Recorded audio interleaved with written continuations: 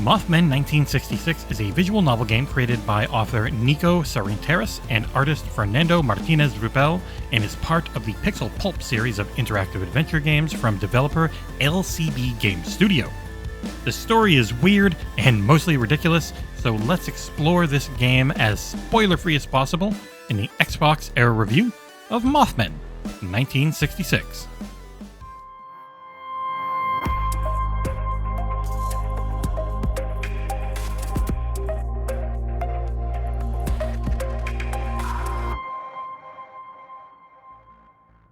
This is a bizarre story that really goes some places.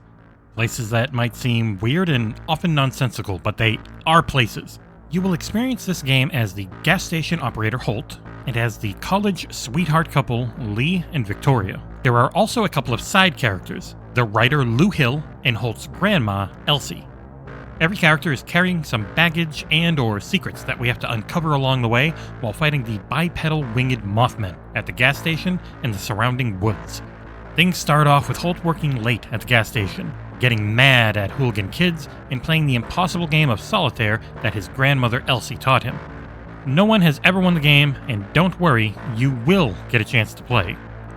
3 men in black enter the gas station, and then things start to get creepy. Our other protagonists, Lee and Victoria, are driving to a special date that Lee has planned, and their destination ends up being Holt's gas station. The characters converge, and the night just gets weirder and weirder after that. As for the story itself, that is a bit harder to review.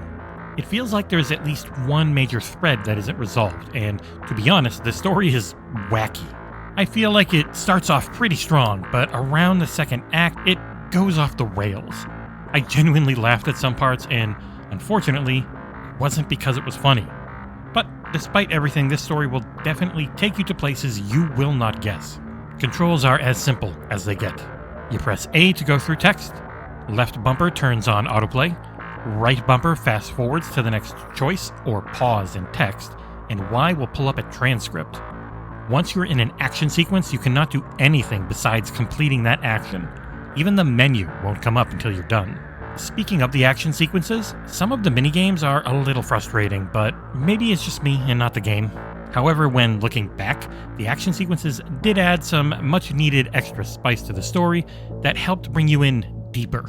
Unfortunately, the game doesn't really have many settings in the option menu.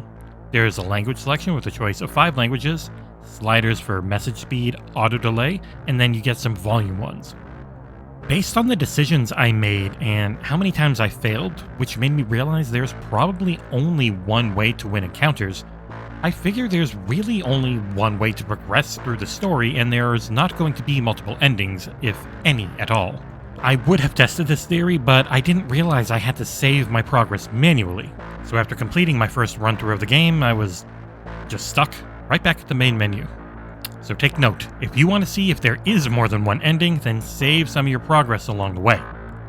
When I went back to see if any of my choices changed the outcome of my first decisions, the conversation selections just all ended up back at the same point, and some choices simply provide extra exposition from the characters. And it's the art that keeps that story going. It's captivating and creepy. There are only a handful of colors, but they do the job, creating a sparse atmosphere using negative space, shadows, and pops of red. The style is pixelated, but I sometimes found that the art aesthetic got in the way of some of the action sequences, making it a bit hard to discern what you needed to do. One particular puzzle comes to mind, which is when you need to match up tiles to form a bunch of letter L's. However, the pixelated style made it hard to see what went where, so I ended up having another character try to solve it, which was lucky since that wasn't an option for any other minigame. The sound could also be grating at times. The effect for text typing was jarring, but you can get rid of it with the sound effects slider. During the prologue with Holt, the music was interrupted and warped with static while also chopping in and out, which I didn't like at all. It made me feel like I had something wrong with my headset. The sounds in general are muted and don't sound like what they are intended to portray. For example, a dog barking sounds muffled, distorted, and nothing like a bark at all.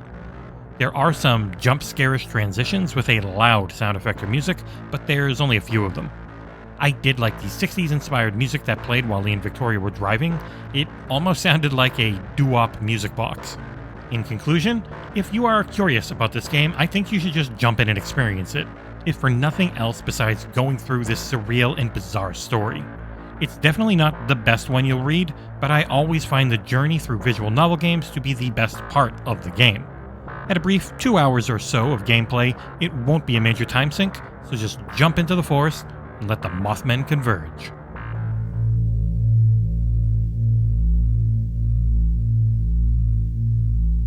As always, thank you so much for watching, and if you can like, comment, and subscribe, YouTube will make our channel grow, because that's all they care about. We'll see you here next time on XboxEra.